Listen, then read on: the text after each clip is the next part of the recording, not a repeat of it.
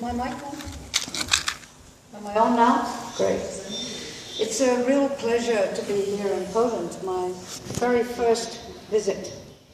And it's also a pleasure to follow Michael and my really good friend Mary, whom I've known now for a long time. And as you can imagine, we've had lots of crack together. A wonderful Irish expression for having fun while working very hard and getting some great things done together. Do any of you watch Monty Python, or is that old history? Because I feel I should come on to the tune of Monty Python, in the sense that my presentation is somewhat different, and that's one of the reasons why we switched. Because we had an excellent presentation on the history of ecotourism and some of the definitions and issues, and then a wonderfully inspiring presentation on how you do it.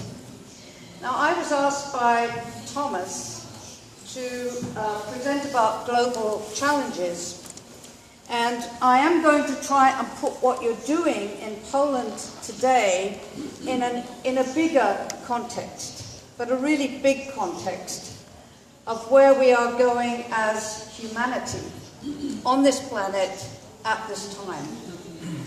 Because I do believe that we're actually living at one of the most exciting and terrifying times in history.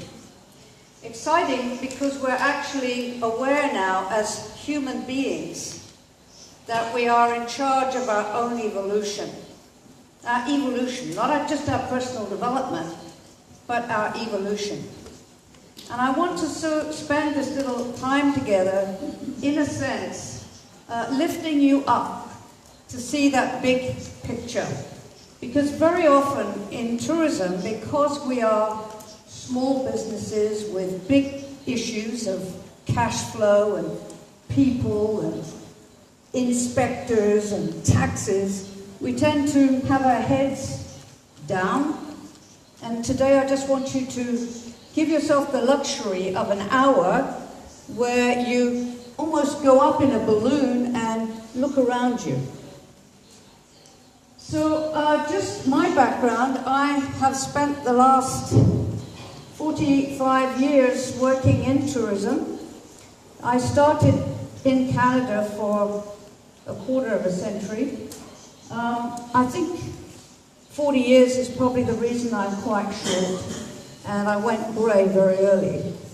But I was a consultant, and I was working to help develop tourism, mostly in North America. More recently, I have become a social entrepreneur. I formed a company called Tourism Changemakers Forum with two colleagues to help introduce the concept of social enterprise in the university and hospitality education system in order for the young people that we so desperately need to take us forward have an opportunity to consider other ways of working in tourism than just having a big corporate job. These are the change agents. The social entrepreneurs are the change agents. My other passion for the last 4 years is, I've given it the name conscious travel. And I want to just say at the beginning, I am not trying to create another empire, as it were.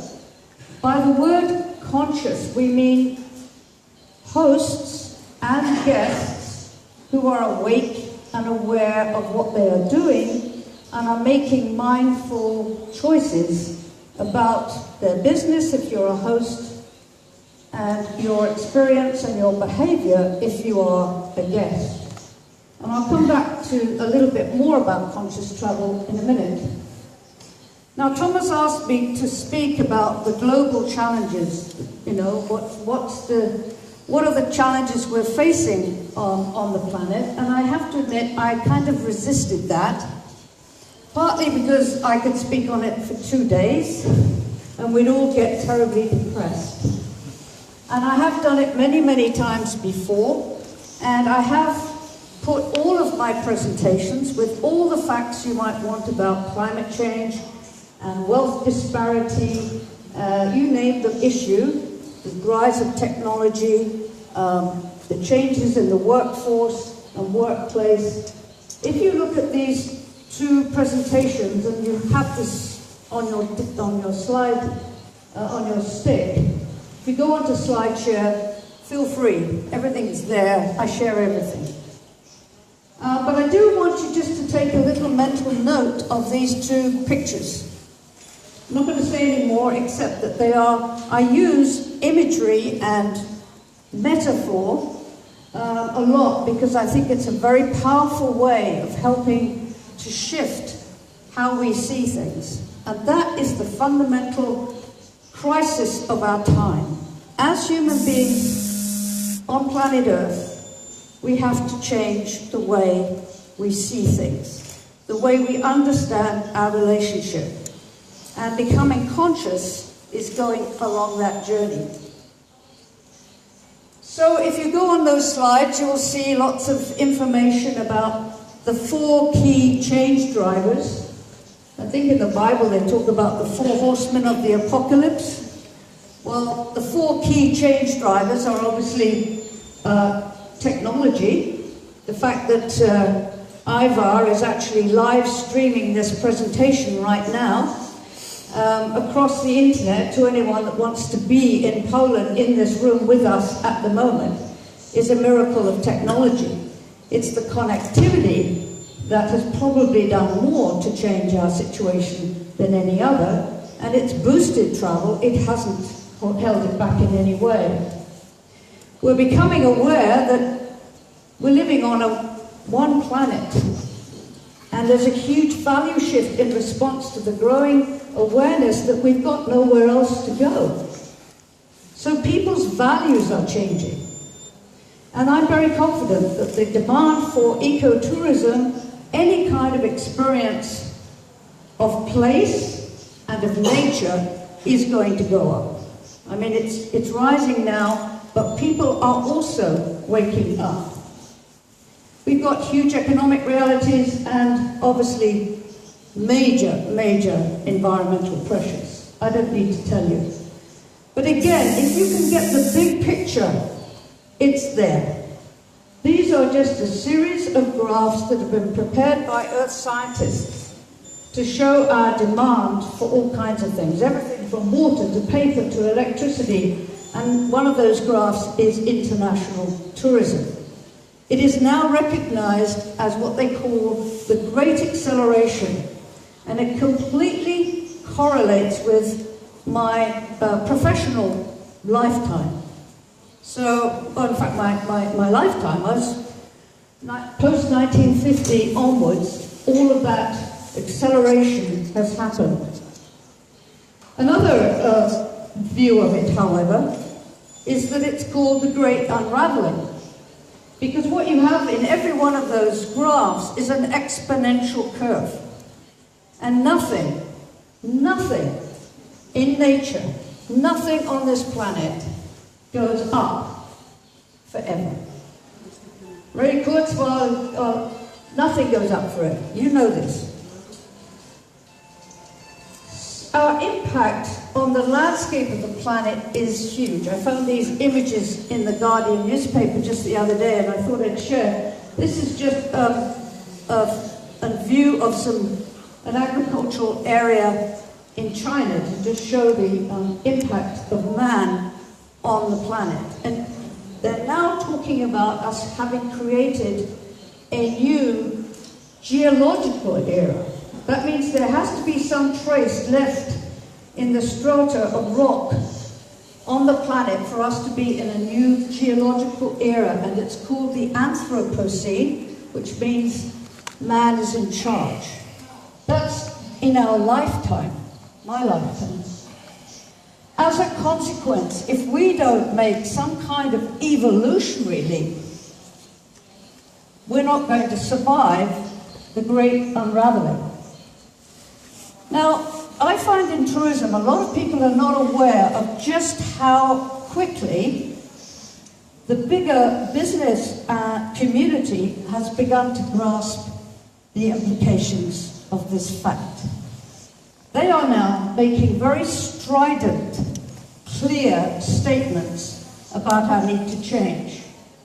In 2012, the big consulting firm, Catesby, Marwick, whatever, came out with a report called Expect the Unexpected and measured the impact of our activity on the planet. They were followed 2 years later. The World Economic Forum produces an annual report on risk. 50 major risks. Different orientation, more towards economic and financial risk. Nevertheless, the clear message was you could not run away from it. What we're doing now, as a species, as a people, with our economy, is unsustainable. Period. Right? Now, if that's the case, what does that mean for tourism? We're growing at 4% average volume growth in visitors per year. It's forecast to continue to do that for the next 20 years. That's unsustainable too. We cannot continue to have as many people tramping around the planet. It just isn't going to work. So we're going to have to start to have fewer people spending more. And I heard a statistic that will illustrate this perfectly just at breakfast from Mary, who's a fountain of knowledge. If you have an educational student into your community, so they are a visitor, and come and spend some time in your community doing advanced education, they spend 4,000 times? Equivalent to 4,000 over. 4,000 times more than your average visitor. So if you want to make a choice, all right, I'm not saying you just go hold us totally into that market, but what I'm saying is the issue now is yield. The issue is focusing on making sure that every one of your communities is enjoying the benefits from tourism. And in a minute I'm going to talk about flourishing in a holistic way. Otherwise, why are you doing this? It's not sustainable, all right? And that's why ecotourism, sustainable tourism, responsible tourism, community tourism, cultural tourism, experiential tourism are really all the same. They're about helping a guest experience your place in a way that they will show the value to them and you will benefit. And if you don't benefit as the host community and everyone in your community doesn't benefit, then again I ask you, why are you doing it? So we've had no success in tourism really at the policy level, persuading the leaders that we cannot continue as usual. Most of the innovation that's taking place in tourism right now is taking place at the community level. It's taking place by people like you working together collaboratively. And that's how it will continue to be, and that's how it's going to have to be. But these pictures do tell you. Now this actually is a picture of Mexico City.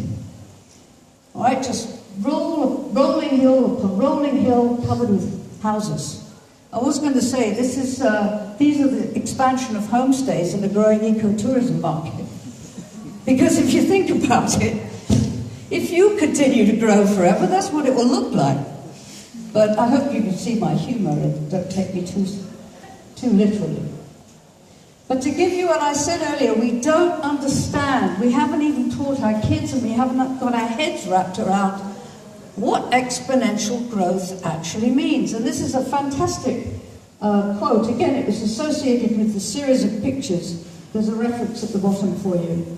If our species had started with 2 people, so maybe there was just Adam and there was Eve, 10,000 years ago, somewhere in the Sumerian basin there, farming away, and they had multiplied or increased at just 1% per annum steadily, compounded over 10,000 years ago, we'd now be a solid ball of flesh. That would be people on those hills, not houses. Apparently 1,000 light years in diameter. Now I can't get my head around that, and I need to go and ask a few whizzy mathematicians, did they get it right? But nevertheless, That is what exponential growth does, and that's what we're hooked on right now. We're utterly addicted as a society to exponential growth. This is another one. This is greenhouses in southern Spain. I sat down to a beautiful meal of salad the other night and turned on the television, and they had an expose of what's going on there.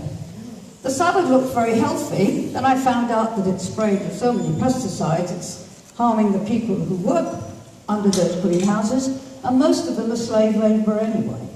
So I didn't enjoy my salad anymore after that. But can you see the planning department say, yes, we could squeeze one more in? So, what's the problem then? It's not tinkering at the edges of the problem. Okay, you have to be, in your own individual businesses, doing everything you can to reduce your footprint, to leave no trace, call it what you will, but the real thing we've got to do as a community is change our mindsets, not our minds, the way we think.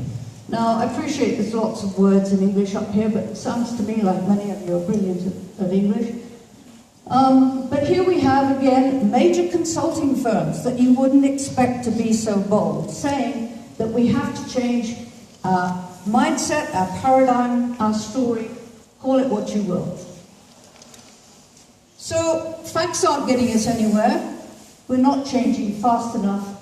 I found this beautiful piece of writing and I had to share it with you. The author said, we can't just rely on facts, we have to transform the knowledge that we have into a deep passion for change. And passion doesn't come from the here, it comes from here.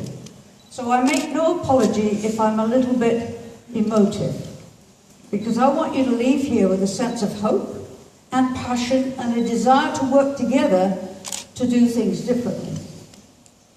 We need new stories that weave all of those facts in a narrative that we can share around the fireplace, over the dinner table, that aren't frightening stories, but are stories of beauty, of courage, of something new that we can create. The most important thing in that story is we have to understand that we're not living on the planet, we're living in the planet. We're not superior to everything else, every other life form. We are a life form. 90% of the cells in my body aren't even human. I'm glad they're not on strike. You know, I'm utterly, and I'm full of microbes and bacteria and all the rest of it, and so are you, and so are you, and so are you.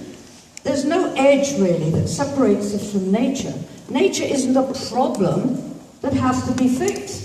But to an awful lot of our policymakers and our engineers, it's one more problem to fix.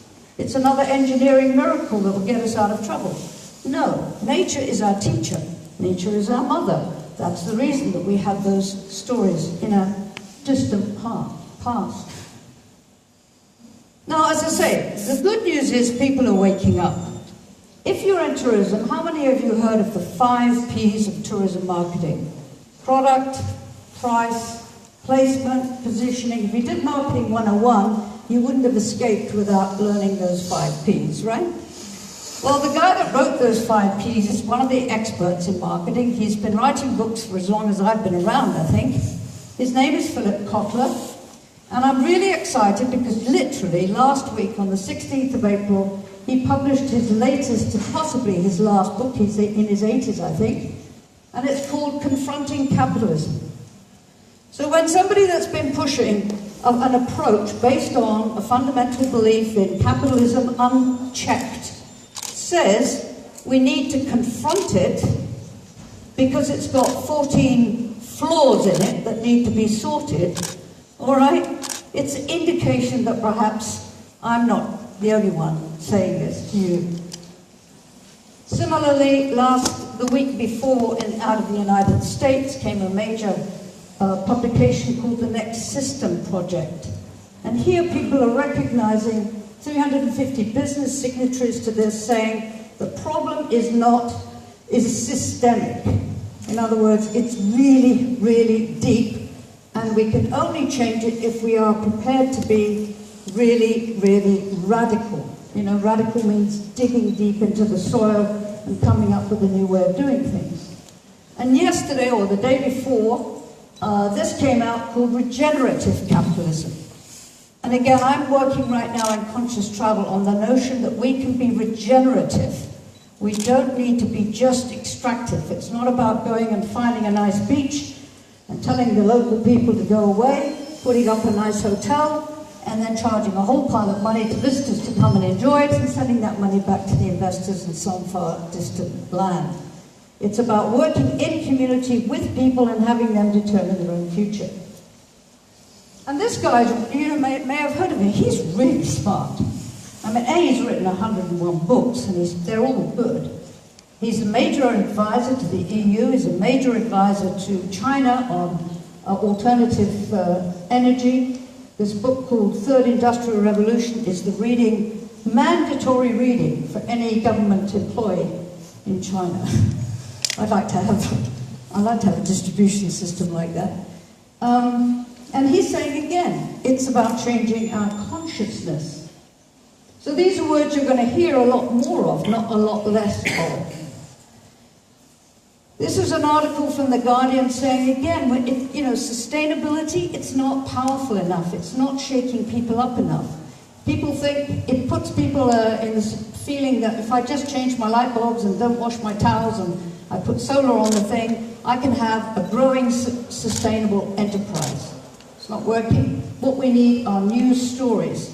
This is a wonderful man called Thomas Berry. He actually was a priest, actually, rather like Teilhard de Chardin. Very, very thoughtful. Spent a lot of time reflection. And he said, the old story, what we were taught when we were young, doesn't work. Let's change it.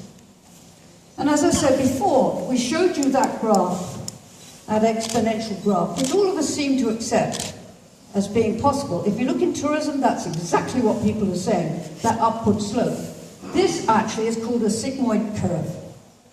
And you'll see that everything has a birth, a growth, a maturation, and then a decay and a death.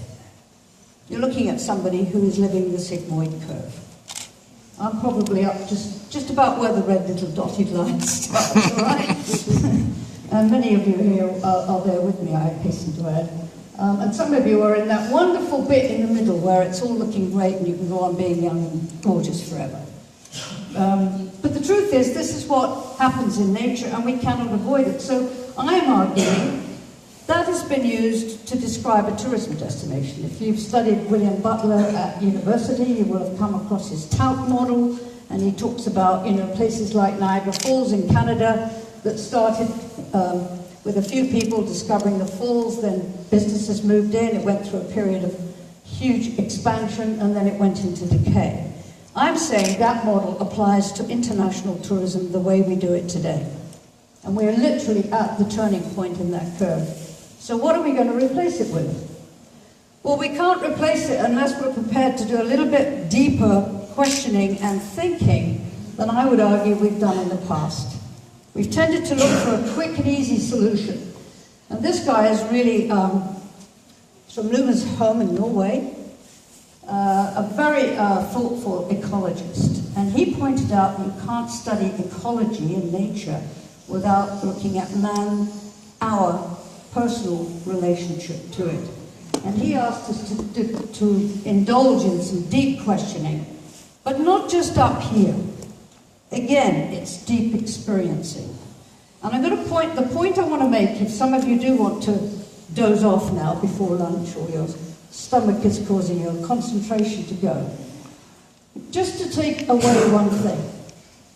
Every one of your guests that you take into nature and enable them to experience it and see it differently and go home as a result, a lot more sympathetic and aware of just how we depend utterly on nature flourishing, you have done a great service to mankind. And the point I'm going to make in a minute, for those of you who do want to stay with me, is you are on the cutting edge. I mean, you have a huge opportunity because people are wanting this experience but you also have an awesome responsibility too, because you are right there in a position as ecotourism providers to transform and inspire your guests. You know, while they're having fun, I'm not saying you lecture them. They don't need now long talk about sustainability or the challenges of the universe. You just need to get them to go out and experience long enough to slow down and start to remember that they're human beings, animals, living with other living things. So, I'll just go through. Now this I know is going to be really sort of philosophical. It's about as philosophical as I'm going to get. But the questions we're being asked to ask right now are these. And in our businesses, I'm asking you to ask these questions of yourself, of your business. Who really am I? Why am I here? What's my purpose on this planet right now? Is it simply to dig things out of the ground and make and sell stuff for the rest of my life? Or is it somehow to grow and develop as a person, to grow and develop as a community of people, to make a difference, to make the world a better place? The real challenge we're facing at the moment, as I say, it's not about greening business as usual. That is, in my opinion, sheer suicide. It's not about being more sustainable, just because we're not able at the moment to reduce our footprint at the same pace that we're growing. It's about looking at the whole system. It's about asking those questions very differently. At a fundamental level, it's about addressing the biggest wound that exists in humanity at the moment and has caused all our problems. And that is the notion that we as individuals are separate from one another and separate from the natural world. And you see that notion of separation when we give things labels and we then have to deal with all the definitions. So I understand, yes, ecotourism can be different to sustainable tourism, because you can have a sustainable tourism operation in the middle of an urban centre and people don't necessarily experience nature. But as Mary said, when you actually look at it, people want total experiences. It's about integrating at the moment, not separating. So again, it's about bringing your guests together when you get the chance, around a campfire or around a meal, so they start to experience have these experiences together and see the commonality and appreciate the differences. And finally, well, I think the other key thing is you've got the chance to enable people to have an experience that is the most transformative of all. How many of you in your properties can see the Milky Way at night? Just a few? Come on, be brave. All right, there's not a census. Do you realise how rare that is for 90% of the population? There are hundreds of millions of people who never have seen the stars. They just can't see them because they live in places where they're blotted out by all the lights. And when they do, it can be extremely moving. So again, you've got this chance to expose people to the notion of feeling that sense of wonder and awe. That is a transformative energy that gets people thinking actively. So I know you're probably thinking I'm being terribly philosophical, but when you get down to what is the real purpose of tourism, what is going to drive you to get up in the morning and come to work full of energy, and to attract young people and come to work full of energy and give of themselves, then I think this is really the business that we're in. We're in the business of making whole what was broken and what was separated. We're in the business of making, healing that relationship with the natural world so that we're not at enmity with it anymore. And that comes through a deep experience of each individual place as being unique, as being a special expression of life in that particular part of the world. It means caring very deeply. Now, Now you can take a PhD in sustainable tourism, but you don't need to. You simply need to feel that connection for each other and to start caring. I think the second thing, the purpose that we can start to introduce is this notion of flourishing. And I'll talk a little bit more about that. Because at the moment, if you look at a lot of destination strategies, and I shall never say all again, because I've got Mary sitting there and says, yes, but Anna, over here they're doing it, and over there they're doing it, which is wonderful, and you're probably doing it here too, but in many strategies at the moment, every time you say, look at the objectives, it says we're going to grow tourism by 5% or whatever percentage, we're going to just grow. Now I'm saying there's another way that we could be looking at our development. We could think in terms of flourishing, and I'll talk about that in a second. And we can move away from this notion of extracting, using, making, selling, creating waste, which is actually results in death. A death, right? We can move away from that to a real life-affirming approach. So I'm not going to talk at length about conscious travel. Suffice to say that basically what we're trying to do with that is introduce some of these ideas of a different perspective that is very much integrating all of the great efforts going on in sustainability and ecotourism and geotourism and all the rest of them. Introduce some pointers, some principles. One of which, by the way, is I'm an utter believer in community self-determination. Everything happens in community. The lady asked the question earlier, and I'm 100% with you. If you don't do it in your community, if you don't go home to where your business is and invite all of your people that you should be working with, but maybe see as competitors, for a meal. Because I'm a great believer, we come together when we break bread together, start talking about it. Have a bonfire in the backyard, I don't know, roast sausages. You've got lots of them in Poland. Or whatever it takes to come together and start to communicate and say, we're in this together, in this community, what can we do together? Because I can tell you right now, I haven't a clue about the different districts of Poland. I can't pronounce them. I'm an overseas visitor. I don't care whether I've gone from this jurisdiction to that jurisdiction. I never will. I'm sorry, but you won't care about the ones that I care about back in my home. You're in this together right now as Poland.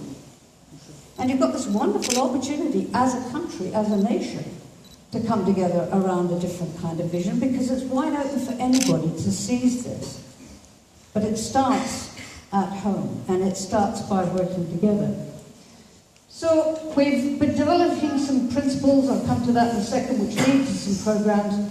But I believe that the intelligence, the creativity, the innovation exists in your community. It's there. You do not need a pile of consultants like me getting off an aeroplane with a checklist of things that you have to do. You know what you have to do, because most of this is common sense. I'm not saying you can't learn, and I am saying that you can learn from people who've been doing it, and again, get together. Why doesn't Poland and Ireland form some kind of an ecotourism alliance? As just an example, there are other countries represented who also might be able to be interested in partnering with you. Greece. Now, why don't we all work together with Greece, because we're going to hear Chris's story. Greece needs help right now. You know, they should be suffering the way they are. And nobody's blaming Goldman Sachs, are they? Got them into trouble in the first place. So the conscious travel principles, what I did was I just did a play on words. I did a play on models. I took Philip Kotler's 5 Ps and I said there's got to be another set of Ps that make more sense. So I came up with 8. 4 top ones, 4, well, they're all equal. And they're not prescriptions. They're just words and concepts and containers or signposts to stimulate your thinking. All this is on the web. You can have any of this. So the first thing is to really say that tourism is about people and place. But if you don't have a sense of purpose, hence my earlier statement, you're just wafting around. If the only purpose you have is to make a profit, and that's all you care about, you are not going to succeed in the rest of this century. Because profit will follow people who are passionately aligned around a purpose, and the purpose today is getting us out of trouble. Thank you.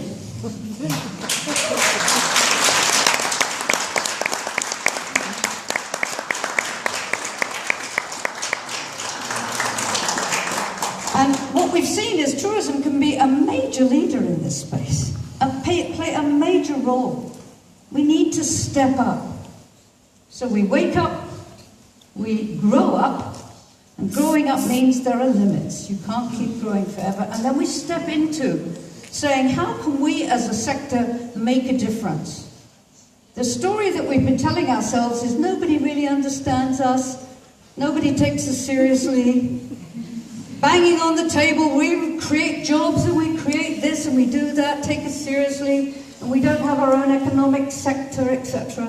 Well, why not go to the international table and say, we transport 1.2 billion people around this planet internationally, and another 8 billion people, billion trips. We play a major role, but we want to make a contribution to solving the problems. We don't want to be part of the problem. That's actually growing up. So, what's our purpose? And owning the power. Power is, for some people, power is a dirty word because it means power over. You understand that in your history, how power can be misused. But when you're in alignment together as a community, and you're in alignment with the natural world and following the natural order of things, you experience a sense of power that comes from your purpose like you've never felt before. You'll have energy you never felt before. So again, power is an important part of it. Protection is a useful P word to describe all of the things we need to do to become in harmony with nature. So that's all of your sustainability type activity, but it's also your cultural regeneration activity. And then proximity is obviously about keeping it local. The one thing I will suggest that going forward, when oil prices bounce right back up, which they will, and people become increasingly aware of the problems of carbon emissions, developing a really strong regional industry or economy and a really strong domestic economy. So ways in which you can get people in Poland truly traveling and experiencing the diversity that you have to offer in just this country will make a difference. So proximity and pace is that wonderful notion of slowing down. So I'm just playing on words here. It's in English, it won't translate, obviously, the P's won't translate. And pull comes from if you have a real sense of purpose and a real sense of where you are, what your place is, you know your place intimately. And you can communicate that without using a branding agency. Do you know what I'm saying? You don't need to go to experts to tell you who you are. You just need to walk outdoors. Read your cultural history. Talk to the elderly people in your community to get stories. Go out and smell the earth when it rains. Watch the colours changing on that river. Write about it, sing about it, dance about it, create food from it, but know your place. Then you won't need to brand, because you'll be clearly expressing, you will brand, but what I'm saying is that it will be a brand that is you, not a brand that's been branded on you, okay? And then, if you have that, you can pull. So that's the idea there. But it's more just designed to stimulate your thinking rather than to be prescriptive. So, right now the question is, how do we change that big story? And in your sticks, that they've done, your presentations, you get an earlier version of this. And because I was trying to get clear in my mind how I would explain it, there's a lot of slides about the old story and the new story and the different assumptions behind it. So I'm not going to do it now, but I would refer you to it, and you can get this version as well. But as I said before, our our children do not keep growing bigger forever. Thank goodness. Couldn't afford the shoe bill. Well, you've got two lovely girls. Ivar has two gorgeous girls. And thank God they're not going to go up to 7-foot Amazonian type women. They're going to eventually reach that point where nature says, yep, we got all we need now, we're going to start to develop and mature. And they're going to go through that stage where they tell Ivar some things he wish he couldn't have to hear. Because they're going to be bulgy and difficult, and they're going to get pimples, and then they're going to grow up even more. And then there comes that wonderful time when they turn in their 30s, and they're human beings again, and they start to think about taking care of you in your old age. Oh, God. Well, it's a long way away, Ivar. But you know what I'm saying? They flourish, they change, they develop. Why does our economy not think like that? There's lots of inspiration. Those are just some of the books of other people that are talking about flourishing. And the reason I came to this notion of flourishing is that psychology has done this amazing change. Psychology was all about studying sickness, mental illness.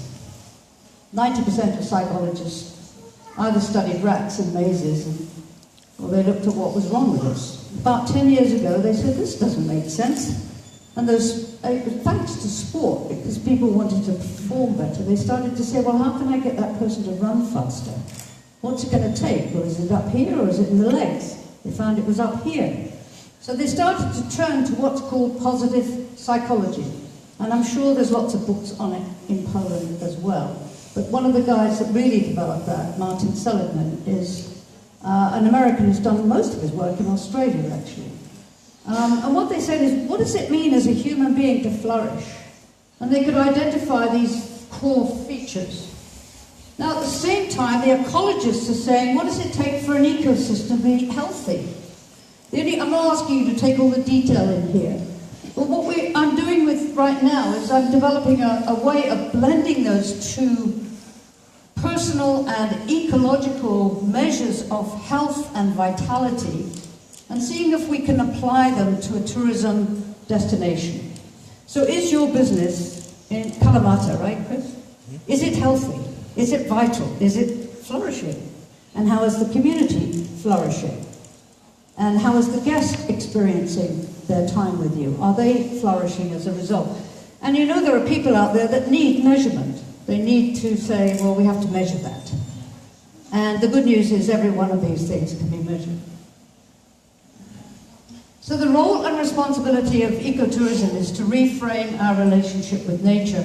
And this is a poem, a piece of prose from a very well-known poet in the UK, William Blake.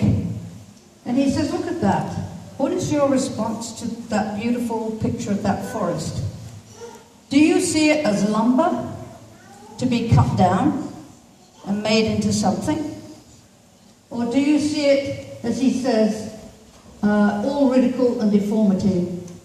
Do you see it through the eyes of imagination as something of incredible beauty and complexity and connectivity? Because every one of those trees is talking to everyone else. And no, I haven't had a drink, and I'm not wrong, it's science. Every one of those trees is serving everyone else. That's how nature works. Now, again, I had a great chat with my good friend Mary last night, and in a sense, parts of the Irish community are beginning to figure this out. And I was so excited to see this program called Origin Green, but look at the byline. Ireland is forming a new contract with nature. With nature. Now, the interesting thing is that they've understood that they've got to make their agriculture sustainable, and it's not perfect, but at least they're understanding that if they don't work with nature, it's not going to work. And we also know that food, if we solved our food crisis on this planet, we wouldn't have a carbon crisis. If we worked with nature as opposed to against her, we wouldn't be in the trouble we're in. What I would love to do is support Mary in every way, shape and form, that the same concept would be embraced in tourism. right? Because food and tourism are such a natural bed partners anyway. But at the moment, it's still an uphill battle, I think, Mary, right? To get that vision. But it's possible. So, some final 5 more minutes, and we've got time for questions. I want you to go home and rethink what you're doing. Why are you doing it? Do a bit of deep reflection. Go out in nature yourselves. You're ecotourism people. You've no excuse. Right? Get out there where you're going to get inspiration. It sure as heck isn't going to come from reading any kind of report or paper, including anything I write. It's going to come from within. We're just stimulants. Secondly, connect. I call it the food and fire. They are the two things that connect people. Fire because we sit around it together. You can't sit in it, you have to sit around it. It immediately puts people into a circle. So if you have guests, you are out in nature, you know, having that time under the stars by a fire is amazingly evocative. It goes back to our pre-civilization's nature. It brings out that aspect of us. But food is the other thing. Food and fire, you know, when you're eating together. People and place. Personally, I know it's going to be controversial, but I'd almost like you to drop the eco bit. You know, I spent 15 years working in IT and tourism before I saw the light. And I just happened to be around when the internet was born and could see huge opportunities. And for the first 5 to 10 years, it was e-commerce and e-tourism. Do you remember that? Yeah, and it was just, everything had to be E. Well, of course, it's got to the point where you can't possibly run a tourism business unless you're using digital technology. It's just, and every one of you is tweeting and, right? We don't talk about e-tourism anymore, do we? We just talk about tourism. And everyone in tourism is using it. Same in eco. We shouldn't be talking about ecotourism if that means that we're separate. What we want is every single tourism business to have an ecological mindset, to see themselves as part of nature, to see themselves connected. And I believe that that would get you more attention if you start to think about how you communicate that message. Within, you know, I think, with all due respect, have our political leaders left? All right? But they need this message. Because if they just copy what everyone has done, they're not going to stand out anyway. And you've got vast areas of this beautiful country that have been relatively unspoiled. They're wild. You've got lots of it. Become indigenous. And this, again,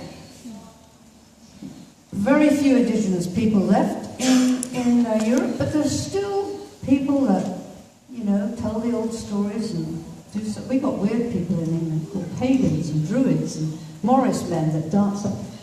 But the point is they link back to that time, prehistory, when we had that deep connection with the natural world. But every one of us is indigenous. So you can become active change agents in your community well. And you'll only do that by reaching into people's hearts, not their minds. And this is the most beautiful thing I think you could take away from a French poet. If you want to build a ship, you don't start collecting the wood, cutting the planks, distributing the work, having 1,001 checklists that people have to conform to. You waken a longing in the heart of people, that longing for the great and endless sea. You create a vision of what it could be like if it was so much better. And your real purpose is, in fact, to have your guests experience wonder, to have them fall in love again with the country they live in or have visited, and to wake them up, to take out that numbness, which is just a defense of all of the things that assault their senses in the modern world, and move them from indifference to empathy. And I'm going to end on that point, actually. I've got a couple more slides, and I have a short video that maybe, if there's time, we'll show tomorrow, because I'm right now separating you from lunch. And I would be happy to take some questions if I have provoked any. But I really thank you for your patience listening to a ranting English woman in another language share her passion. And thank you for your time, and I'll take questions. Where's Thomas? If I can get more.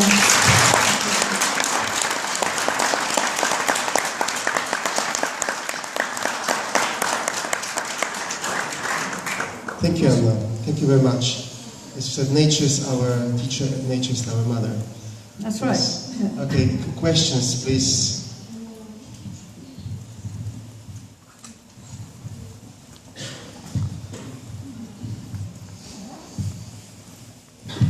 Again, I apologize for taking the time, but you've said very many important things. We have borrowed from the nature for many years, and like with all the credits, the time to pay back with a huge interest, it's closer than you think.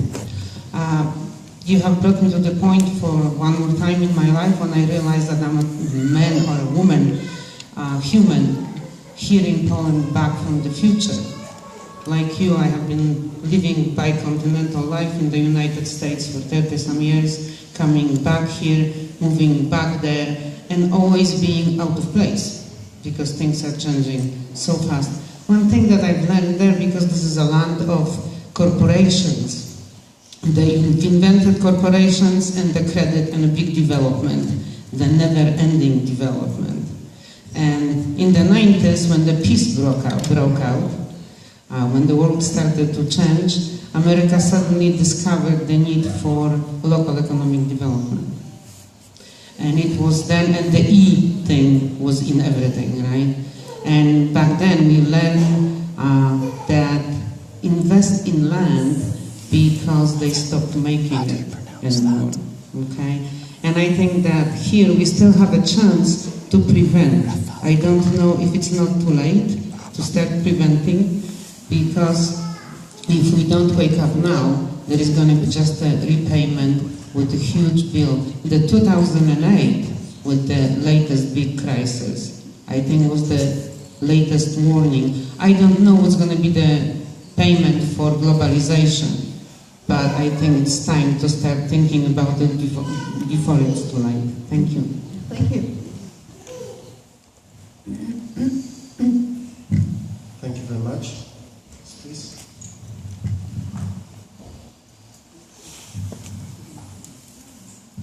Thank you very much for the presentation, Anna.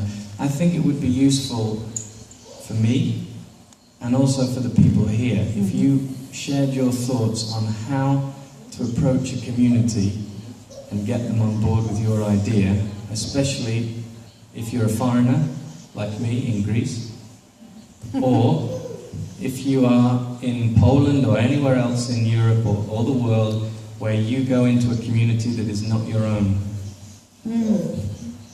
Well, that's a really good question, and I don't have any instant answers. In fact, you're on the far end. You're right there, facing these challenges. I presume what you're doing in this community is really spending the time initially being in the community. I don't know how long you've lived there, Chris, but I think it all comes down to relationships. I mean, all nature is about relationships and mutuality and trust. So if you haven't spent the time really showing that you're committed to the place, and I've only just met you, so I hope I'm not making statements you find offensive. You need to spend that time first to really listen and see what it might be that would ignite or enable you to have the next conversation. But often when you come into a place and tell people what to do, you're doing so much, you're shooting yourself in the foot or digging a hole. Because again, I really believe that we're all human, and most of us really want to do the best for ourselves, for our families, and we've got this wonderful, wonderful person who joined us in the room. It's focusing not on me, it's on you. And similarly in your village or where you're staying, it's really starting to show a genuine caring perhaps for those who are mothers or those who are working 3 jobs just to make ends meet. I don't have an instant answer, Chris. I think what I'm trying to get across here is, if I did, I probably shouldn't give it anyway, because it's about being in a place with people and listening. When we come together in that way, with a genuine desire to serve and to listen, with a view to solving something, something happens. It's called emergence, if you want to be a scientist. But it happens throughout nature. That's how nature evolves, because things come together and have to coexist. Let me ask you a question. If you look at a human cell, it's made up of a nucleus and a bunch of energy-generating plants and waste-producing plants. It's a miraculous thing in and of itself, and it has around it a membrane that says, I'm this cell and you're that cell, okay? Just like I'm me and you're you. Where's the intelligence in that cell? Where would you put it? What did you learn at school? Where's the intelligence in the cell? The nucleus, right? Anyone disagree? No, come on, you're not going to put your hands up to say you disagree with anything. But seriously, do you think it's the nucleus? So that's an example of the kind of knowledge that we have now that is completely upturning everything. It's just one small example, because the intelligence of that cell is in the membrane. Everything is about the conversation between the cell and its environment. So, for example, we also have been told that genetically we're run by our genes, but now they've discovered our genes have receptors that are constantly being turned on and off, which is why some people can heal themselves, because the receptors get turned on and off differently than someone who doesn't think that they have the chance to get well. In other words, we're constantly in communication, and where different things come up against each other, that's why if you look at the birth of civilization, it nearly always accelerated where you had people from different cultures coming together. So the fact that you are a stranger in a land shouldn't be necessarily an impediment, because you're bringing fresh ideas. It's just how it's done. That's all. I don't know whether that's an adequate answer, but it's a start. And every one of you now see how you would answer Chris's question and have a chat over lunch. Thanks, Chris. Any other questions? Thank you.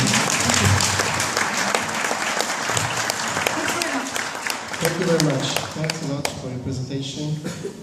Anna is with us all the time, till Wednesday morning.